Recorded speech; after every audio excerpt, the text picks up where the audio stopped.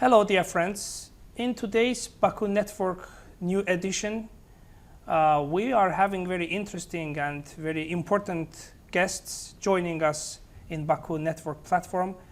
From Brussels, we have a guest joining, Mr. Гэри Картрайт, publisher for EU Today. Welcome, Mr. Гэri Картрайт. We are very glad to see you. And also here in Azerbaijani Parliament, we have my colleague and friend, Mr. Vугар Байрамов, joining us to discuss the issues of common interest. And Vугар Байрамов also is the member of Economic Committee of the Azerbaijani Parliament. And myself, Турал Гянджалиев, I represent the Baku Network platform also as the member of Azerbaijani Parliament. I am an independent member. So, Mr. Гэri Картрайт, maybe we will start with you. As you know, we have a breaking news from yesterday. The presidential administration of Azerbaijan and the Prime Minister of Armenian Prime Minister's office delivered yesterday a very important joint statement.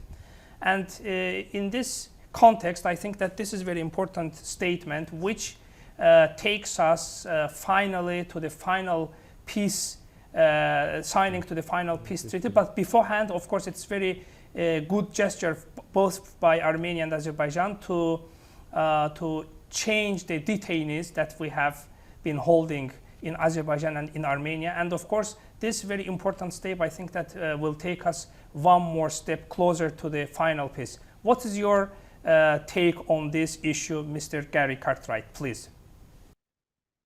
Well, first of all, I was very surprised initially when I saw the statement, when it suddenly appeared late yesterday. But my initial reaction, I'm absolutely delighted for the Azerbaijani people. I hope that I was very pleased to see the prisoner exchange going ahead very, very quickly. I hope that that gets completed as quickly as possible. It's very, very good news. The end of a conflict is always a very good reason for celebration. And I can just imagine what the mood is in Baku at the moment. It's long overdue. We've been hoping for such a thing for some time, and we started to see recently signs that a bit of a breakthrough. Peace is always, as I say, something to celebrate. So the details are the details. The most important thing is that the guys are going to go home and that people are going to get on with their lives as they should be lived in peace. Yes, thank you very much for your comments. Indeed, as the member of Azerbaijani Parliament with my colleague Vугар Байрамов, we have been elected from the Karabakh region of Azerbaijan. Vугар represents the city of Fizuli and myself the city of Khankandi. Mr. Байрамов, how do you evaluate the recent joint statement also? Do you think that it opens a new opportunity in the region, and not also for the region, also for the beyond the region, to achieve, by achieving final peace with our neighbor Armenia, it will help also to boost regional cooperation, the opening of communication, transport links, and also in general it will help and contribute to the betterment of the regional cooperation. What's your... I mean, reopening communication between Azerbaijan and Armenia are very important because, you know, as August mentioned, it's really an opportunity for not only for Azerbaijan but also for Armenia, for the whole the region, even for Georgia, because we use actually some economic model to model how what's actually impact reopening communication between Azerbaijan and Armenia would have economies of all three countries, not only Azerbaijan and Armenia, including Georgia.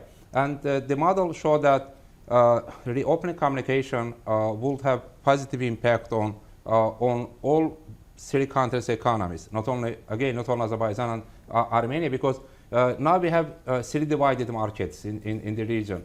Like Azerbaijan market, Armenian market, and then Georgian market.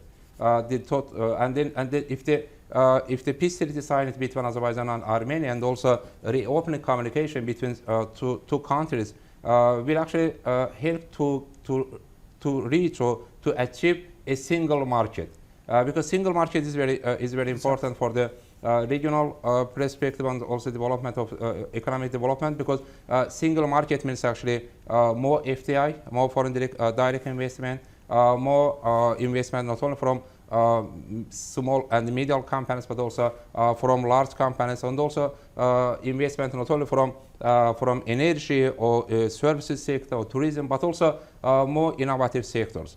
So that means actually last statement is the very positive step for signing peace treaty between two countries, so having sustainable or lasting peace in the region.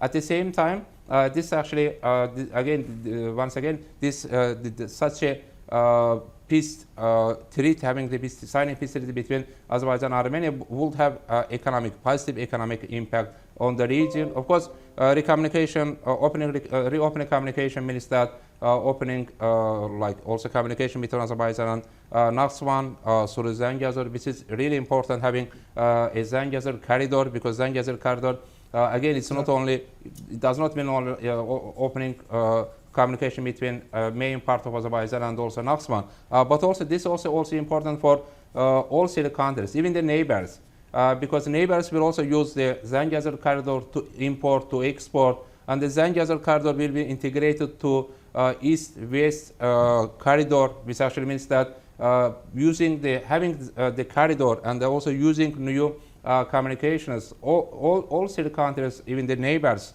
our neighbors, will be able to export more and to, of course, to have access to larger markets, like into Turkish market, into Turkey, the market of Turkey, and also EU market. That's why it's a really good step, and we hope that it will continuation will be. We hope that actually Azerbaijan and Armenia will be able to sign a peace treaty as soon as possible. And really peace is needed for the region. Peace is only let's say instrument for the region to make people better off, to develop society, because Armenia is also needed more financial and economic support, because since the economic development is also is very important for Armenia, and then that's why actually Armenia has also have interest in reopening of communications in order to develop its economy. Absolutely good points, Mr. Bayramov, especially as you have mentioned, we had up until now 3 divided market in the South Caucasus, but after this new positive developments, it will unite all markets in the South Caucasus, which will be very attractive also for the world business community, because business circles. I mean, the European Union is the really good model in terms of the single market, because if you look at the EU economy, one of the reasons actually why EU has developed the economy is having a single market. Yes, single market. Because single market, that's actually single steps, more investment, free labor movement. Though difficult bureaucracy, sure. The decision-making process is not always smooth, but anyway. Mr. Гэри Картрайт, my colleague touched upon very important things, especially after signing of hopefully peace treaty with Armenia. The new opportunities will emerge on the horizon, especially it takes us now to the topic of the energy and scope of future relations with EU in this regard. Particularly as the EU seeks to reduce dependence on fossil fuels. So I would appreciate your comments on these issues, please. Well, the question of a dependency not just on fossil fuels, but on Russian fossil fuels has always been very much at the fore here. Even if we go back to the discussion about a common European energy policy, that's something that never really got off the ground, but there was indeed such a thing being discussed for a long time. Of course, the situation has become more serious now because of the crisis of the last almost 2 years with Ukraine. We were talking a lot about Azerbaijan as an alternate supplier. I think that when we were really looking into this, we came up with 30% of gas supplies, the EU's gas supplies, could come from Azerbaijan. And this, in the institutions, it never kind of gained the importance that we hoped it was. At this time, I was actually working in the European Parliament and very much involved in the energy debate. Now all the barriers, real or perceived, have gone. Are there some internal barriers? I have to say that there are some European member states who are maybe a little bit fonder of their traditional ties to Russia than we would like. Russia does have its Trojan horses in the EU. There's no question about this. But generally speaking, I think that this is a great opportunity for the EU to actually do as it has been saying it wishes to do. It's also a great opportunity for Azerbaijan because one of the biggest markets in the world for energy. And of course, we're trying to make a move towards a greener economy. So I was actually in Baku. We had a couple of meetings, 4 years ago, I think. And I was impressed by, there was more of a will to move towards renewables than I expected to see. Again, that's very encouraging. The EU at the moment is looking very much at hydrogen as an alternative. This has become, I hope it's not just a fashion. Sometimes in the EU, in the institutions, policy is swayed by fashion. That's just how it is.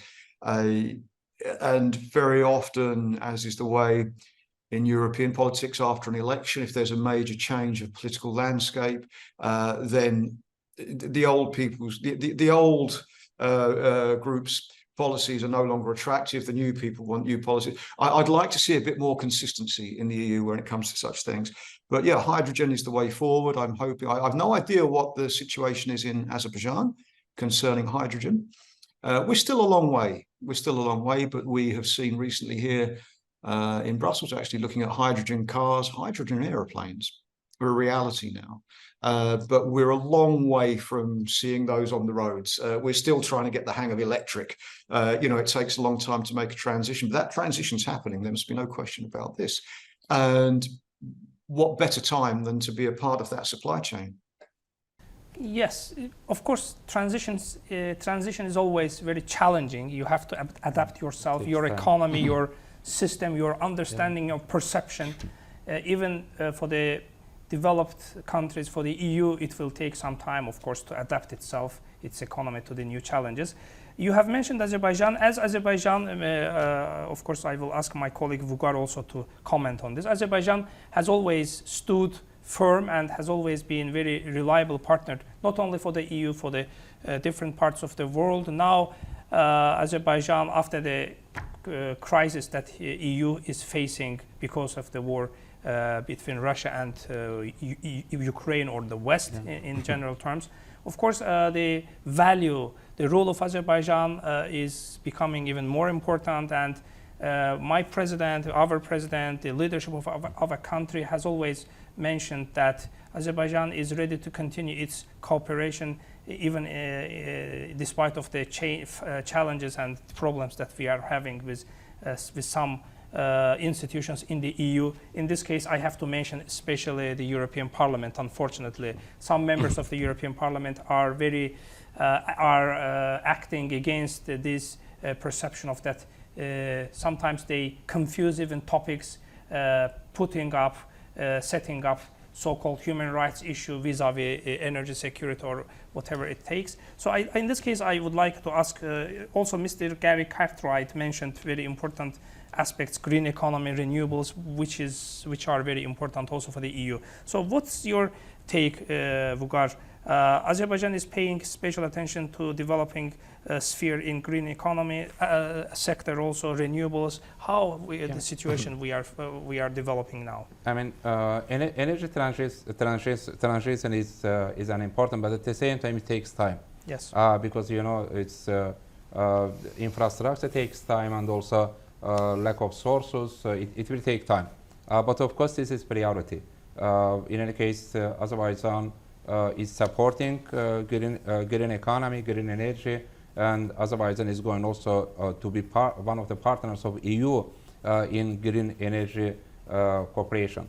But as you correctly mentioned that Azerbaijan is a reliable partner not only for EU but also for non-EU members. Yes. Because Azerbaijan has a great contribution to energy security of Georgia, Turkey, even Azerbaijan has really great support to enhancing energy security in Ukraine. So we do, as the country, actually, we do try to enhance security, energy security in the region by exporting natural gas.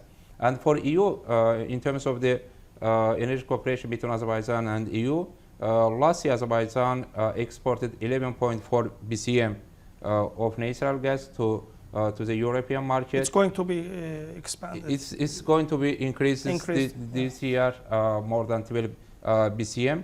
And the commitment is to make double. By 2027, Azerbaijan will increase natural gas export to the European market by double. So that means actually in either 2026 or 2027, Azerbaijan will export more than 20 BCM of natural gas to European market. At the same time, of course, Azerbaijan exporting gas to Georgia, Turkey, and also we signed cooperation with Moldova through Romania. So the map is actually extended. What about renewables, green economy? Because after the liberation of Karabakh, we have a new sources, the new reservoir of energy to take from. Yeah, Azerbaijan has really great potential on the green economy and also renewable in terms of renewable sources. And in Karabakh and also southern Zangezur, Azerbaijan will use only green energy. The idea actually using only green energy in Karabakh, but at the same time, as you mentioned, we have really big potential in Karabakh and also outside of Karabakh, like solar energy potential, wind energy potential. So that means actually we have also such a target to increase at least to make double green energy production or output by 2026. So that means actually we will be able to use more consumption from renewable sources. At the same time, Azerbaijan will be in the position to export green energy to European market, namely Romania and Hungary. Yes, here I would like to turn to Mr. Гэри Картрайт. Gary, what do you think after the ending of the conflict again in the South Caucasus between Armenia and Azerbaijan, after having more stable region in the immediate, in the near neighborhood, not to say immediate neighborhood of EU, but in the vicinity of the European Union, do you think that a security concept or energy concept of the European Union might be reconsidered? Because when we were having this conflict, this devastation for 30 years in the vicinity of the European Union, of course, there was a vision that EU has always seen this region a concern for security. But now we have conflict resolved. Yesterday, a very important joint statement. I think that here, European Union, its officials, its think tanks, its you know what I mean. This approach must be reconsidered. This revision must take place in order to re-evaluate the situation. Also, unfortunately, we are not seeing the end of the war in Ukraine. In this case, also, it's very important, at least, to guarantee, to secure more stable neighborhood in the South Caucasus. But unfortunately, again, the European Parliament, some members of it are acting against of this policy, against of this understanding, rather than vice versa. So what is your comment on this? I think you're absolutely correct. I'm sure the institutions will be talking a lot about the new situation, and there will be a reappraisal because it's now a different landscape politically and in terms of business and economy. I wanted to touch on the human rights issue. Yeah, human rights underpins everything in the EU, all policy, and nowhere more than when it comes to trade policy and when it comes to establishing, preferential terms. Yeah, human rights is everywhere.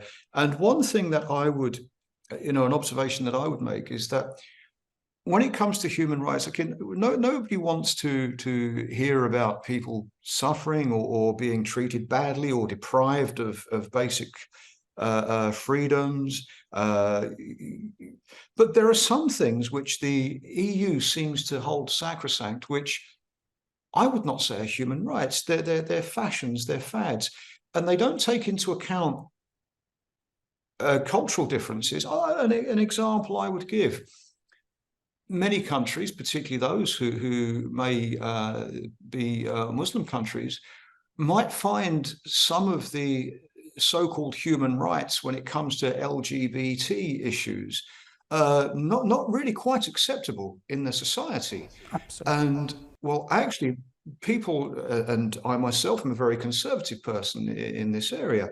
I see things that trouble me, and I don't want my children seeing these things. And I certainly don't want my children to, get the message that what behavior that I would consider to be very, very disturbing is a basic human right. I'm sorry. And these should not be imposed on societies, cultures that are different to us, because one of the strengths or one of the beauties of this world is that we have so many different cultures. And we don't want a homogenized kind of Orwellian mass, which is what they seem to be.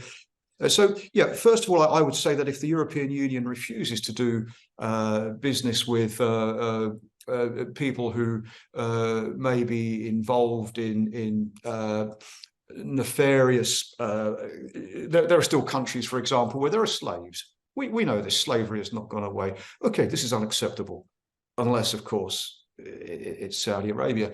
I'll get in trouble for that. But I'm sorry, saying that a boy should not wear a dress when he goes to school, that is not a human rights abuse. That is actually common sense. And I think a little bit more common sense when it comes to the human rights debate would be necessary, and stop looking to be offended on behalf of people you don't know, because I get the feeling that happens. They're becoming offended on behalf of people they don't even understand. And the whole transgender thing, which seems to have really been dominating the debate at the moment. I actually worked for a transgender politician. I know what a very, very difficult thing this is for a person. This is very, very difficult. This is not to be discussed lightly. It's not to be discussed with 5-year-olds in schools. The EU thinks differently, I'm afraid. And so these are some of the challenges that any country in the position of Azerbaijan, seeking to broaden and deepen the trade agreements, is going to face. Yes, absolutely, very important points Gary touched upon. Vougar, of course, as the member of Azerbaijani delegation with the work of the European Parliament, also as the member of Azerbaijan delegation at the Euronest Parliamentary Assembly, we have witnessed the situation where, unfortunately, some members of the European Parliament manipulate and monopolize the issue of so-called human rights in order to usurp, in order to speculate around the issues of the human rights or values in Azerbaijan or in different countries. For example, even with some European members of the European Parliament, we had a debate about, we accept universal human rights values. By the way, we signed the Universal Human Rights Declaration. But it doesn't mean that we have to take, for example, French values for granted, right? So that's why I would like to hear from you, what's your perception? Why so many members of the European Parliament, especially some European politicians, love to manipulate, to usurp, to monopolize the issue of the human rights in order to intrude into, in order to intervene into the internal affairs of different countries? Yeah, I mean, you correctly mentioned that each nation has its own value.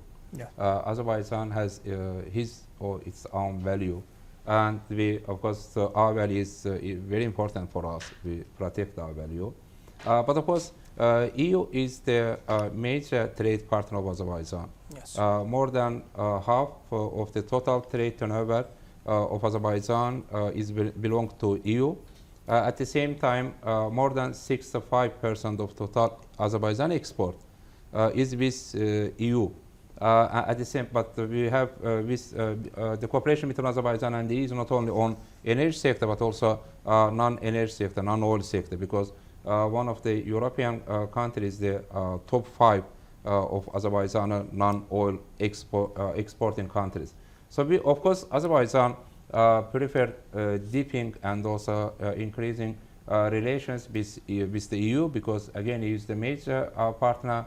European market is the biggest market in terms of the number of consumers, and of course, but at the same time, unfortunately, we see some like based statements also by the European Parliament. We have also a joint meeting at the European Parliament, and also even the energy security in the Energy Security Committee.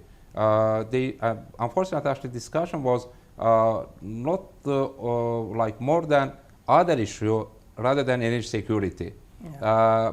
But the point is that actually I believe actually members of the European Parliament, they should actually appreciate the role of Azerbaijan in terms of the energy diversification of the EU in Europe, and also support to Ukraine, because Azerbaijan also again has a role in the energy diversification or enhancing energy security of Ukraine. That actually should be valued, should be appreciated, but unfortunately sometimes, even often we see vice versa. Yes, what I would like to say that unfortunately some EU politicians see Azerbaijan as if Azerbaijan would like to become a member of EU. Not. We are for the good, firm cooperation with the EU, by the way, not only with the EU, with different actors. But strong cooperation doesn't mean that membership, we would like to become a member of the EU. That's why from this perspective, some of the European parliamentarians, when they speak to us, when we debate, when we discuss, they see as if in the long term, Azerbaijan would like to become the EU member. That's why maybe this prejudice maybe comes from this point of view that they think that in the future Azerbaijan will become, but we will not. We have not this kind of plans. By the way, with individual partner countries in the European Union, we have very good trade turnover. We have one of the largest Azerbaijani trade partners is Italy. Of course, we have United Kingdom, not EU member, which is one of the most important partners, trade partners. The major foreign investor. Major foreign investor in Azerbaijan, exactly. So it means that we would like to have diversification, diversified foreign policy, and our partners in the EU must understand that Azerbaijan is not kind of EU member that will receive instruction from one center in order to act upon it. We are independent country, we are independent state here in the South Caucasus. If you have any comments on this topic, Gary, please, you are very welcome. Yeah, I mean, first of all, one of the problems with the members of the European Parliament is that they're very tribal people, because, as you're aware, the European Parliament is, the MEPs sit not in parties, but in political groups, pan-national political groups. And these groups are always conflicting with one another. Politics is all about conflict, as we know. But too much time is wasted on inter-group rivalries, in my opinion. And that's something that, well, that's just the way that these institutions are constructed, unfortunately. You know, I personally would support the idea of European Union as a system of protocols and treaties that people can enter into, countries can enter into, they can leave as they wish. A union of protocols and treaties, not a union of institutions. Institutions become self-serving, and they need to keep growing. And there are so many. I've been here in Brussels for nearly 20 years. There are institutions, I haven't even got a clue what they do. And now as a journalist, I would expect that I would be getting some of this information. If anybody can explain to me, but they have wonderful grand buildings and everything. You know, if I were being cynical, I would say that the institutional model probably represents the Soviet model more than anything else. When I tell my American friends that the de facto government of the European Commission, of Europe, is the European Commission and commissioners are unelected, they just look at me slack-jawed. And yeah. So the institutional structure affects the way that the EU operates. The rivalry between the institutions, the European Parliament has a lot more oversight now over policy and can actually block policy. Now, this is only a relatively new thing, and the European Commission begrudges this. They do not like this at all. They've never liked this. So these, I think, the problems that we have to address to move on with the EU, but I don't see any will to do that. It's bloated. Director General, for example, I'm going into sort of internal EU politics here, is maybe judged not on his performance, but on the number of staff he has. The more staff you have, the bigger the man you are. If the results happen, then they happen. They don't. There's even some speculation at the moment, you mentioned the Green Deal, whether this is going to progress beyond the next elections next year. It seems to have run into the doldrums, as everything does. And I could give you so many Millennium Development Goals, Lisbon 2020, the European Energy Policy, which I mentioned, the Common European Defence Force. They come and then there's a change of administration and they're forgotten. This is, in my opinion, a very poorly constructed union. But it's better than what we had before there was a European Union, of course. You don't need me to explain to you the many centuries of problems that we had, which we no longer have, thank goodness. So that's one of the problems that Azerbaijan faces, as anybody does. Well, first of all, the human rights issues, then, of course, the group structure. The other one, of course, particularly with Azerbaijan, and funny enough, we're discussing this in the parliament yesterday, Armenian lobbying. This has been quite prominent. It's been very well funded. It's been funded through civil society groups that have been created with the express purpose of lobbying against Azerbaijan. We have found, or so to say, I have found, very strong links with key characters in these lobbying activities and other organized crime groups that are operating through fake NGOs and through friendship groups in the institutions. It sounds incredible to believe, but there's absolute clear evidence of this. In fact, the Armenian lobbyists, there is an EU Armenia Friendship Society, I think it's called Friendship Association, which is part of a wider group of Armenian groups. It's funded by gentleman by the name of Kasper Karmapatian, I think is the correct pronunciation, a name that you may know. Yes. This group I can link to Mukhtar Ablyazov, Open Dialogue Foundation, fake NGOs set up to look after crime syndicates. Eva Kaili from Qatargate, can link her to the Armenian group. I can link her to the Kazakh organized crime syndicate. It's and these organizations, they're successful because they know how to seduce politicians. It's a minority of MEPs. I've got to tell you, it's a minority of MEPs. Really, I've been in there since 2004, and I tend to see most things that go on.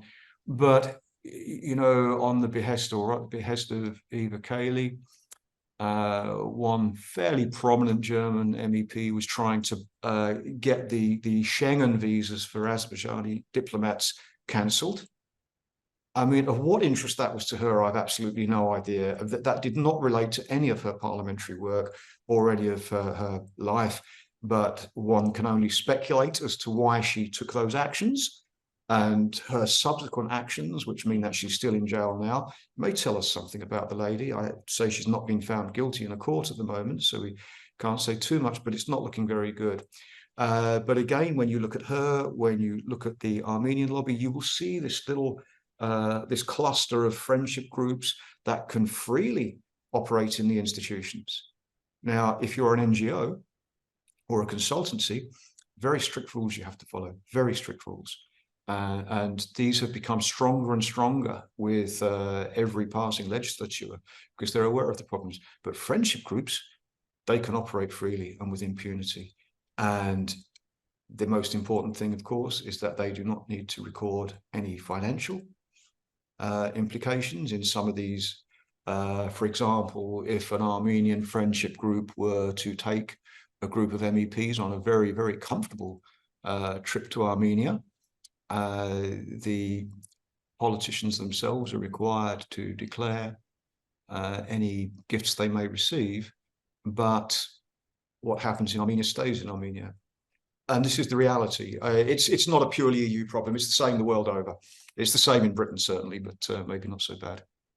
So yes, these are the problems. I went on a little bit too long, but just trying to explain some of the problems that are there. And the problem, I've been critical of the institutions. Once these problems exist, the problems themselves become institutionalized. Very interesting. Yes, you are absolutely right.